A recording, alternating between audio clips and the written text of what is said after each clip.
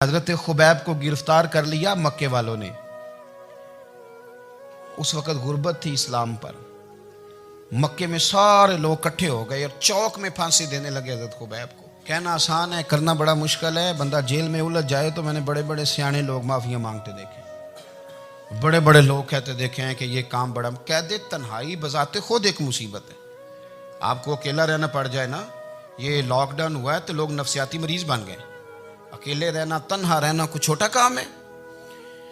हजरत Khubaib अकेले और मक्के का दौर और चारों जानिब काफर, और चौक में जब फांसी पे लटकाया जाने लगा तो अबू सुफियान बोले और बोल के कहने लगे, यार बंदा कोई काम करके बड़ा पछताता भी है कि यार नतीजा क्या निकला। तो माज़अल्लाह आपका भी नतीजा तो फांसी है, तो आपका क्या ख्याल है। ये आप यकीन करें कि लोग सही सही साथ चलते हैं, थोड़ी सी दुश्वारी उठानी पड़ जाए तो कहते हैं मैं घर ही ठीक था, पर इन्हीं पत्थरों पे चल के अगर आ सको तो आओ। मेरे घर के रास्ते में कोई कहकशा नहीं है। लोग ना मीठा मीठा खाना चाहते हैं, थोड़ा कड़वा आ जाए तो मुसीबत बन जाती है। कहते हैं सारे ही फलाने से प्यार करेंगे तो मैं करूँगा, सारे मुखालफत भी करेंगे तो हम इंशाल्लाह प्यार ही करेंगे। ये क्या बात हुई कि हम जमाने का रंग देख के चलेंगे। अब बाद लोग पछता रहे होते हैं। हजरत खुबैब से कहा, अबू सुफियान ने अभी कलमा नहीं पढ़ते थे, कहने लगे तू इस वक्त फांसी पर लटक रहा है और तेरे नबी मदीने में और आराम में, और उनके सहाबा आराम में, अहले बैत घर में। तेरे ज़हन में अगर इस वक्त यह बात हो कि इस वक्त तेरी जगह पे वो होते माज़अल्लाह, तो फिर क्या होता। मजमा गैरों का, इलाका गैरों का। ये टाइम आया था अब नारा रिसालत लगाने का। अब टाइम आया हजरत खुबैब ने नारा रिसालत लगाना है, पर लगाना किस तरह है कि काफिर याद रखें। हजरत खुबैब से कहने लगे अगर तेरी जगह हुजूर होते तो फिर तेरा क्या ख्याल है माज़अल्लाह। तो हजरत खुबैब कहने लगे तुम अभी भी नहीं समझे। ठीक है मैं मक्के में अकेला हूँ, सारे लोग मदीने में हैं, पर मैं पछता नहीं रहा, मैं तो फख्र कर रहा हूँ। मैं फख्र कर रहा हूं इसलिए कि चोरी करके जान नहीं दे रहा, मदीने वाले की इज्जत पे जान दे रहा हूं। मैं फख्र कर रहा हूं। फरमाया सुन, तू कहता है तेरी जगह हुजूर होते और तुम उन्हें यहां माज़अल्लाह फांसी पे लटकाते। फरमाया सुन, मैं तो ये भी पसंद नहीं करता कि मैं घर में बैठा हूं और मेरे नबी को हल्का सा कांटा भी चुभ जाए। हमारा अपने नबी से मोहब्बत का रिश्ता है। एक कांटा भी हुजूर के कदम मुबारक में चुभे हमें बर्दाश्त। मजमा उनका था, नारे लग रहे थे, हमने मुसलमान पकड़ लिया। लेकिन हजरत खुबैब ने अकेले, अल्लाह करे आपको मेरी बात की समझ आए, अल्लाह करे आपको समझ आए, अकेले जब फांसी के तख्ते के करीब नारा लगाया ना कि मैं तो कांटा भी नहीं चुभने दूंगा अपने नबी को, अब सारे हार गए। अब उस एक जुमले ने ना इनको शिकस्त खुर्दा कर दिया। अब बोल कुछ नहीं सकते थे, गर्दनें झुक गई। और जब सन्नाटा छाया तो अबू सुफियान साथ वाले से कहने लगा बाकी सारी बातें अपनी जगह पर हैं, पर असहाबे मोहम्मद से प्यार तो बड़ा ही करते हैं ना। और वो कच्चा रंग ललारी वाला जेड़ा चढ़दा ते लैंदा रहिंदा, ए इश्क तेरे दा रंग मुहम्मद चढ़ जाए फेर नहीं लैंदा। कहा यार प्यार तो ये करते हैं ना, इसमें कुछ शक वाली बात। इस प्यार से काफिर डरता है।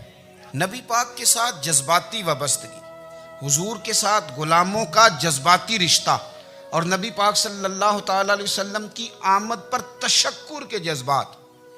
इमाम राजी ने लिखा है कि हज़रत मूसा कलीमुल्लाह अलैहिस्सलाम ने तौरात की तख्तियों के अंदर एक उम्मत का जिक्र पढ़ा कि जो उम्मत गुनाह का इरादा करेगी तो गुनाह लिखा नहीं जाएगा जब तक कर न ले, और नेकी का इरादा करेगी तो रब उनकी नेकी लिख देगा, और जब वो कर लेगी तो अल्लाह 10 गुना अजर अता करेगा। और वो ऐसी उम्मत होगी कि जिनके चेहरे क़यामत के दिन नूर की तरह चमकेंगे, और वो उम्मत होगी जिनकी अल्लाह ताला ज़मीन सारी पाक फरमा देगा, जहाँ नमाज पढ़ेंगे नमाज हो जाएगी। ये तज़किरे पढ़ के तो हज़रत मूसा कलीम अर्ज़ करने लगे अल्लाह ये उम्मत मेरी बना दे। तो रब करीम ने फरमाया कि मूसा नहीं, ये तो मेरे महबूब की उम्मत है। फरमाया ये तो मेरे नबी पाक की उम्मत, हुजूर की उम्मत। अल्लाहु अकबर। हज़रत मूसा मामूली आदमी नहीं, वो जलीलुल क़द्र पैगंबर हैं जिनका कुरान के हर सिपारे में तज़किरा है, कहीं वाज़े तौर पे, कहीं इशारतन, हर पारे में। और हज़रत मूसा अल्लाह के वो नबी हैं जो रब से डायरेक्ट बातें करें कोहे तूर। कहा ए मूसा ये उम्मत तो मेरे नबी की है, तो हज़रत मूसा अलैहिस्सलाम अर्ज़ करते हैं, इमाम राजी ने लिखा है, कहते हैं अल्लाह फिर मुझे अपनी नबी की उम्मत में शामिल कर। ओ यार, हमें लोग कहते हैं मिलाद ना मनाओ। जिस उम्मत में आने के लिए हज़रत मूसा ने दुआ मांगी, जिस महबूब की गुलामी के लिए, हमें तो दुआ भी कोई नहीं मांगनी पड़ी। अल्लाह ने फजल से ही मदीने वाले का गुलाम बना दिया। तो हम हुजूर के तज़किरे ना करें, हम तशक्कुर ना करें, हम नबी पाक सल्लल्लाहु अलैहि वसल्लम की नात ना पढ़ें, हम हुजूर के आने पर जश्न का इजहार ना करें। हर वो जायज़ तरीका जिससे इजहार खुशी हो सके वो मिलाद पे करना चाहिए और उसके लिए असबाब बनाने चाहिए। उम्मत का एक जज्बाती अंदाज होना चाहिए नबी पाक के साथ, एक वारफ्तगी, एक ज़ौक़, एक तबीयत के अंदर विजदान। नारा मतलब इस तरह ना हो कि बस चल रहा है काम। मैं नहीं हूँ कायल, मैं कहता हूँ पहले तो कोई लगाए ना, और फिर नारा जब लगता था ना तो मुसलमानों के यहाँ नारा लगता था तो बड़े बड़े लोग कांप जाते थे। सूफिया ने लिखा है कि हज़रत उमर ने जब कलमा पढ़ा ना तो 39 बंदे कलमा पढ़ते थे। तो नबी पाक ने रात को दुआ मांगी, ऐ अल्लाह उमर को मुसलमान करके इस्लाम को इज़्ज़त दे। हज़रत उमर सवेरे आ गए। मुझमें वो तफसील में नहीं जाता, बात लंबी। हज़रत उमर जब आए ना और उन्होंने आते जब कहा ना कि मैं कलमा पढ़ने आया हूँ, तो हुजूर इतने राज़ी हुए कि नबी पाक ने कहा अल्लाहु अकबर। तो सहाबा ने नारे लगाए अल्लाहु अकबर, अल्लाहु अकबर। यानी 40 लोग मुसलमान हुए तो नारे लगे, नारे लगे। हमारे सूफिया कहते हैं हज़रत उमर के आने पर जब नारे लगे तो बताओ कि वो तो नारा तकबीर लगा, नारा रिसालत क्यों नहीं लगा? तो कहते हैं गोया हमें हुजूर ने ये समझाया है, हुजूर के इशारों ने समझाया है कि मैं अब अपने नारे खुद तो नहीं ना लगाऊंगा, मैंने तो अल्लाहु अकबर कह दिया, उमर आ गया है, मेरे नारे लगाता रहेगा। अब नारे लगेंगे। हज़रत उमर ने पहले दिन ही कहा कि हुजूर आप सच्चे रसूल हैं तो छुप छुप के नमाज क्यों पढ़े? शुरू हो गए नारे, हुजूर आप सच्चे हैं तो छुप छुप के नमाज का क्या माना हो? तो हुजूर ने फरमाया तेरा क्या इरादा है? कि हुजूर सारे नहीं, एक मैं, एक अमीर हमजा, एक लाइन के आगे वो लग जाए, एक के आगे मैं लग जाऊं, और बाकी मुसलमान जितने हैं कुल 40 थे, पीछे 18 19 बचेंगे, तो एक लाइन में वो हो जाए, एक में आगे, एक में अमीर हमजा हो, एक में मैं हूं, तो देख लेते हैं ये हमें नमाज कैसे नहीं पढ़ने देते। हाँ हाँ देख लेते हैं, आए ना मैदान में, इधर आ सितमगर हुनर आजमाएं, तो तीर आजमा हम जिगर आजमाए, और गुलामाने मोहम्मद जान देने से नहीं डरते, ये सर कट जाए यहाँ रह जाए कुछ परवाह नहीं करते। फरमाया भी पता चल जाता है ना, एक लाइन में हज़रत अमीर हमजा हो गए, एक में हज़रत उमर हो गए। पहले ये मारते थे जो हरम शरीफ में मुसलमानों के तरीके पे नमाज पढ़ता था, ये जुलूसों की बड़ी बरकत है, अंदर बैठे रहे ना चुप करके, निकल जाएं तो पता कुछ भी नहीं चलता। जब निकलते हैं ना लोग कहते हैं जुलूस क्या माना है, तो मैं बताता हूँ ना जुलूस का माना क्या है। हज़रत उमर ने बाहर निकले, 2 लाइनों का जुलूस, लंबा भी कोई नहीं, बंदे भी 40, और जनाब फारूक आजम बाहर निकले तो उमर का नारा, उमर का, हजरत उमर ने यूं करके आस्तीने बाजू की चढ़ा ली और अपने गले में जो उनके रुमाल था ना उसको यूं सीने पे बांधा, और इस हाथ में तलवार थी तो यूं करके बाहर लहराई, कहने लगे ओ मक्के के काफिरो इधर आओ मेरे सामने।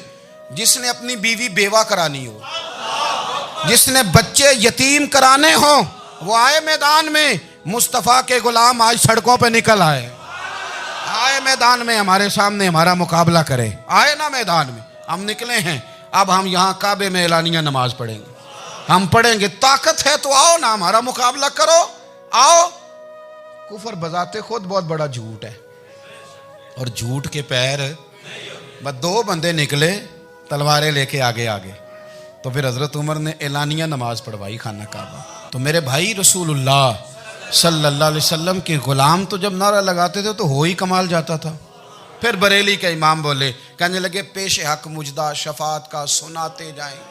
हुजूर क़यामत के दिन आगे आगे ना, हमारे आगे आगे खुशखबरी देंगे, कहेंगे तुम फिक्र ना करो, आ जाओ मैं तुम्हें बख्शवाता हूँ, मैं तुम्हारी सिफारिश, आ जाओ पीछे पीछे।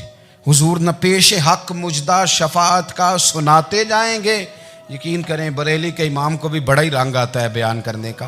कहने लगे आप रोते जाएंगे, अल्लाह को मनाना है ना हुजूर ने, कहते हैं पेश हक मुजदा शफात का सुनाते जाएंगे, आप रोते जाएंगे पर हमको हंसाते जाएंगे। बागे जन्नत में मुहम्मद मुस्कुराते जाएंगे, फूल रहमत के गिरेंगे हम उठाते जाएंगे, और हश्र में होगा हमारा दाखिला इस शान से हम या रसूल अल्लाह का नारा लगाते जाएं। हम या रसूल अल्लाह का नारा। इमाम राजी कहते हैं हुजूर ने एक रुक्का पकड़ा छोटा सा, एक बंदे को लोग दोज़ख में लेके जा रहे हैं। अच्छा मुझे एक बात बताओ, फैसला पहले हो गया है, अल्लाह के सामने हुआ है और फैसला हो गया और तय हो गया कि दोज़ख में जाना है। वो करीब पहुंच गए दोज़ख के, तो हुजूर ने देख लिया और बताया किसने? हजरत आदम ने। हजरत आदम कहने लगे हुजूर वो आपके गुलाम को दोज़ख में ले जा रहे हैं। नबी पाक आगे गए, क्या पढ़ते हैं हमारे भाई, हुजूर ने मुझे उनसे छुड़ा के छोड़ दिया।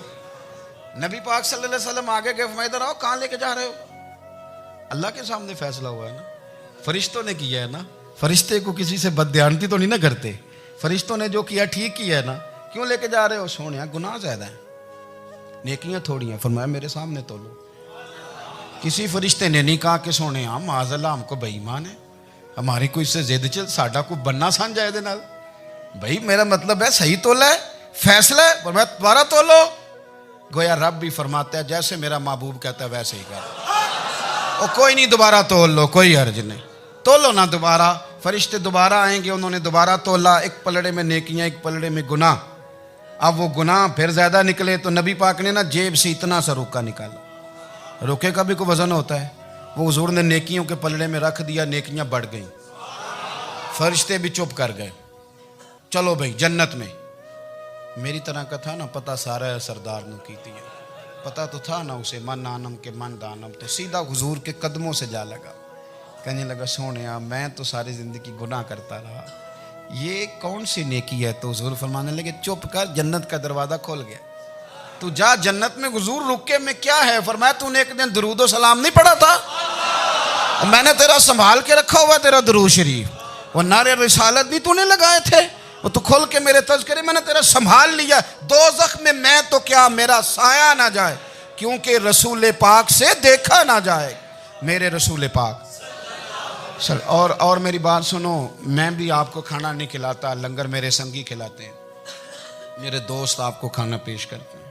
हर जगह आप जाते हैं तो वहाँ कुछ लोगों की ड्यूटी होती है, लेकिन तिरमिज़ी शरीफ सियासता की हदीस है, हज़रत अनस ने पूछा था हुजूर क़यामत में कहाँ मिलेंगे? फरमाया हौज़े कौसर पे। हुजूर वहाँ अनस पानी पिलाएंगे कि बिलाल पिलाएंगे कि सुहेब पिलाएंगे? फरमाया नहीं, उम्मत प्यासी आएगी तो मैं अपने दस्ते मुबारक से पानी पिलाऊं। हुजूर वहाँ ना मिले तो फरमाया पुल सिरात पे आना, उम्मत गुजरेगी तो मैं रब्बे सल्लिम की दुआएं करूँगा। तो आला हज़रत फरमाते हैं जब हुजूर दुआ कर रहे हैं तो डरने की ज़रूरत क्या है? खुदा की रज़ा चाहते हैं दो आलम, खुदा चाहता है रज़ाए मोहम्मद, रज़ा अब पुल से वज्द करते गुजरी कि है रब्बे सल्लिम दुआए मोहम्मद सल्लल्लाहु। तो हुजूर वहाँ मुलाकात ना हुई तो फिर इस हदीस को भी ये हदीस मजबूत कर देगी। हुजूर फरमाने लगे फिर मिज़ान अमल पे आ जाना, उम्मत के अमल तोल रहे होंगे और मैं कामयाबी की दुआएं मांग रहा हूँगा। तो जिसके लिए हुजूर दुआ मांगेंगे नाकाम होगा, नाकाम होगा।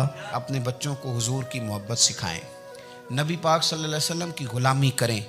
आपका रिश्ता नबी पाक के साथ मजबूत होना चाहिए, आपके ताल्लुकात हुजूर के साथ मजबूत होने चाहिए। और आपने दाएं बाएं नहीं देखना कि प्रोपेगेंडा क्या है, लोग क्या कह रहे हैं। लोगों को देख के जो लोग रास्ता बनाते हैं वो पीछे रह जाते हैं। आपने ये देखना है कि मेरा हुजूर से निस्बत का ताल्लुक मजबूत है, कोई किधर जा रहा है इससे हमें कोई ताल्लुक। इस वक्त आलमी हालात क्या हैं, कौमी हालात क्या हैं, मुआशी हालात क्या हैं, जर्नलिस्ट क्या कह रहे हैं फलाने के, हमें इससे गरज नहीं है। हमें तो इतना पता है कि हमने अपने नबी को राज़ी करना है। तो इसलिए खूबसूरत महाफिल का जिक्र करें, खूबसूरत दुरूद शरीफ पढ़ें।